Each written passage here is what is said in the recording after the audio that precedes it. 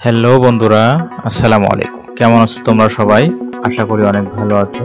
স্বাগত জানাচ্ছি আমার ইউটিউব চ্যানেল জবস এন্ড ক্যারিয়ারে। বন্ধুরা, আজকে তোমাদের ষষ্ঠ সপ্তাহের কৃষি শিক্ষার যে অ্যাসাইনমেন্ট দেওয়া হয়েছে সেই অ্যাসাইনমেন্টটি আজকে আমরা সমাধান করব। সমাধান করার আগে চলো একটু জেনে নেই আজকে আমাদের নির্ধারিত কি অ্যাসাইনমেন্ট দেওয়া হয়েছে। বন্ধুরা, তোমাদের জন্য আজকের নির্ধারিত অ্যাসাইনমেন্ট হলো প্রাথমিক বিদ্যালয়ের শিক্ষক রিনা বেগম 2020 সালে নিকলী উপজেলায় অনুষ্ঠিত কৃষি মেলা দেখতে যান। তিনি মেলায় প্রদর্শিত কৃষিজাত পণ্য, বিভিন্ন ফসলের নানা জাতের চারা ও গাছের উন্নত ফলন দেখে কৃষি কাজের প্রতি আকৃষ্ট হয়ে নিজের পৈতৃক জমিতে কৃষি কার্যক্রম পরিচালনা করতে আগ্রহী হন। কৃষি কার্যক্রম পরিচালনা করতে রিনা বেগম অভিজ্ঞ কৃষক, কৃষি মেলা, কৃষি শিক্ষা, কৃষি গবেষণা, কৃষি তথ্য ও সেবা প্রাপ্তির উৎসগুলো কিভাবে কাজে লাগাবেন, নিচের প্রশ্নগুলোর উত্তরের মাধ্যমে তোমার মতামত উপস্থাপন করো। প্রশ্ন নম্বর 1, রিনা বেগম কৃষি মেলায় কি কি কৃষিজাত পণ্য দেখতে পেয়েছিলেন? প্রশ্ন নম্বর 2, তার কার্যক্রম বাস্তবায়নের জন্য কাদের নিকট থেকে প্রয়োজনীয় তথ্য ও সেবা পেতে পারেন? প্রশ্ন নম্বর 3, কৃষি বিষয়ে শিক্ষা গ্রহণ ও গবেষণা করতে কোন কোন প্রতিষ্ঠান ভূমিকা রাখতে পারে? প্রশ্ন নম্বর 4, একজন অভিজ্ঞ কৃষক কিভাবে রিনা বেগমকে সহায়তা করতে পারে? প্রশ্ন নম্বর 5, একজন কৃষক ও একজন কৃষি বিজ্ঞানীকে তুমি কিভাবে আলাদা করবে? বন্ধুরা, আজকের ভিডিওতে আমরা এই প্রশ্নগুলোর সমাধান খোঁজার চেষ্টা করব। ভিডিও শুরু করার আগে একটি রিকোয়েস্ট, তুমি যদি আমার চ্যানেলে নতুন হয়ে থাকো অথবা আমার চ্যানেলটি এখনো সাবস্ক্রাইব করে না থাকো তাহলে প্লিজ আমার চ্যানেলটি সাবস্ক্রাইব করবে এবং পাশে থাকা বেল আইকনটি চেপে রাখবে যাতে নতুন অ্যাসাইনমেন্টের সমাধান দেওয়ার সাথে সাথে সবার আগে তুমি সেটা পেয়ে যাও। তো চলো বন্ধুরা, শুরু করি আমাদের আজকের অ্যাসাইনমেন্ট। আমাদের প্রথম প্রশ্ন ছিল, রিনা বেগম কৃষি মেলায় কি কি কৃষিজাত পণ্য দেখতে পেয়েছিলেন? তিনি যে সমস্ত কৃষিজাত পণ্য দেখতে পেয়েছিলেন সেগুলো হলো কৃষির আধুনিক প্রযুক্তি, কৃষি উপকরণ ও উৎপাদিত কৃষি পণ্য একসাথে একমাত্র কৃষি মেলার মাধ্যমে দেখা সম্ভব। এই মেলায় এক নজরে নানা ধরনের ফসল দেখা সম্ভব হয়। এই মেলায় চারা, বীজ, সার, কৃষি প্রযুক্তি ইত্যাদিও দেখানো ও বিক্রি করা হয়। এ মেলায় কৃষি বিষয়ক নানা লিফলেট, পুস্তিকা, বুলেটিন, পত্রিকা প্রদর্শিত হয় এবং বিনামূল্যে দর্শকদের দেওয়া হয়। এতে কৃষি কার্যক্রমে জড়িত ব্যক্তিবর্গ ছাড়াও উপস্থিত দর্শকগণও কৃষি কার্যক্রমে উদ্বুদ্ধ হন।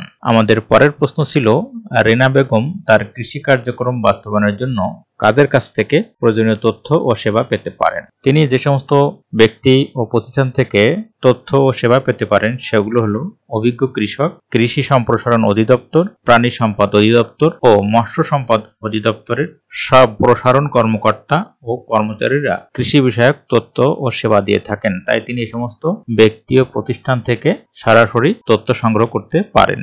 আমাদের পরের প্রশ্ন ছিল, কৃষি বিষয়ে শিক্ষা গ্রহণ ও গবেষণা করতে কোন কোন প্রতিষ্ঠান ভূমিকা রাখতে পারে? বাংলাদেশে অনেকগুলো কৃষি গবেষণা প্রতিষ্ঠান রয়েছে।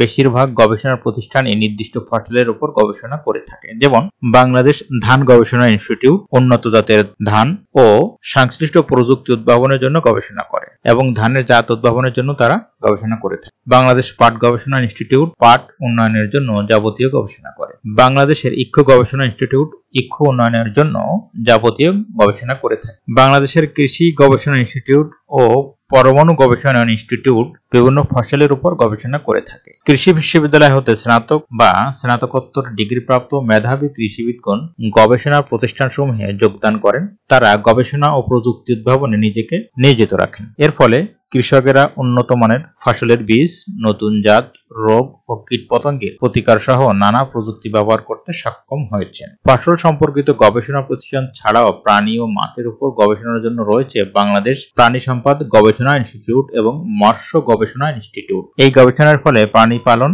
ও মাছ চাষে অনেক প্রযুক্তি উদ্ভাবন হয়েছে। এর ফলে প্রোটিন ব্যবসার দ্বার উন্মুক্ত হয়েছে। সকল কৃষি গবেষণা প্রতিষ্ঠান থেকে গবেষণার ফলাফল সম্পর্কিত লিফলেট, পুস্তিকা প্রকাশ করে জনগণকে অবহিত করা হচ্ছে।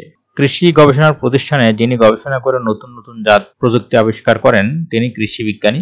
তিনি একটি ফসলের জীবচক্র সুন্দরভাবে ব্যাখ্যা করতে পারেন এবং তার নিকট কৃষি বিষয়ে নানা প্রকার তথ্য পঞ্জীভূত থাকে। তারা নতুন ফসল ও প্রাণীর উন্নত জাত উৎপাদন ও সংরক্ষণ পদ্ধতি উদ্ভাবন করে দেশের কল্যাণ সাধন করছে। এর পরের প্রশ্ন ছিল, একজন অভিভাবক কৃষক রেনা বেগমকে কিভাবে সহায়তা করতে পারেন? একজন অভিজ্ঞ কৃষক একজন স্থানীয় নেতা এবং একজন পরামর্শদাতা। তিনি স্বতঃস্ফূর্ত হয়ে স্থানীয় কৃষি সম্প্রসারণ কর্মকর্তাদের সাথে যোগাযোগ রাখেন ও নতুন নতুন প্রযুক্তি সম্পর্কে খোঁজখবর নেন। এছাড়া তিনি গণমাধ্যম থেকে অনেক তথ্য সংগ্রহ করেন। তিনি স্থানীয় তথ্য ভান্ডার হিসেবে পরিচিতি লাভ করেন। অভিজ্ঞ কৃষকেরা কৃষি জ্ঞানের পরিধি বৃদ্ধি করেন।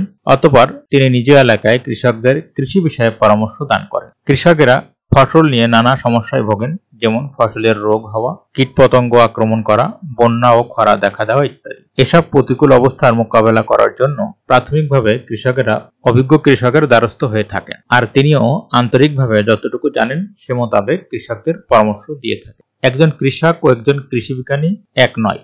একজন কৃষক কেবল কৃষিকাজ করেন, কিন্তু তার ফসলের জন্য কোন উৎপাদন কি পরিমাণে লাগবে কিংবা সঠিক সময়ে ফসলের সঠিক যত্ন ইত্যাদি সম্পর্কে ভালো ধারণা রাখতে পারেন না। ফসলের বিভিন্ন সমস্যা সমাধানের জন্য কারো নিকট তাকে দ্বারস্থ হতে হয়। পক্ষান্তরে কৃষি গবেষণা প্রতিষ্ঠানে যিনি গবেষণা করে নতুন নতুন প্রযুক্তি আবিষ্কার করেন তিনিই কৃষি বিজ্ঞানী। তিনি একটি ফসল এর জীবনচক্র সুন্দরভাবে ব্যাখ্যা করতে পারেন এবং তার নিকট কৃষি বিষয়ক নানা প্রকার তথ্য পঞ্জীভূত থাকে। তারা নতুন ফসল ও প্রাণীর উন্নত জাত উৎপাদন ও সংরক্ষণ পদ্ধতি উদ্ভাবন করে দেশের কল্যাণ সাধন করেছে। বন্ধুরা, এই ছিল আজকের তোমাদের কৃষি শিক্ষার অ্যাসাইনমেন্ট। আজকের এই অ্যাসাইনমেন্টটি যদি তোমার ভালো লেগে থাকে অথবা ভিডিওটি যদি তোমার সামান্য উপকারে এসে থাকে, তাহলে আজকের ভিডিওটি লাইক করতে ভুলবে না এবং এই বিষয়ে যদি তোমার কোনো জিজ্ঞাসা থাকে, কোনো জানার থাকে, তাহলে সেটি ভিডিওর কমেন্ট বক্সে লিখে জানাতে ভুলবে না।